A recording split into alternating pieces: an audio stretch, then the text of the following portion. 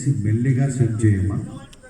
నీళ్ళు వాటర్ పైకి వచ్చేసి చాలా అంటే ఉప్పెన జరిగే అవకాశం ఉంది. ఎందుకంటే ఫుడ్ ఉందంట కదా, ఫుడ్ తీస్తున్నారు కాబట్టి ఇబ్బంది అయ్యే అవకాశాలు ఎక్కువ ఉన్నాయి. మెల్లిగా చేయి.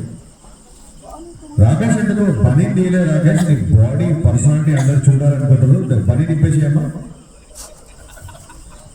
నీ అద్భుతమైన సెక్సీ పర్సనాలిటీని అందరికీ ఒకసారి చూపెట్టు.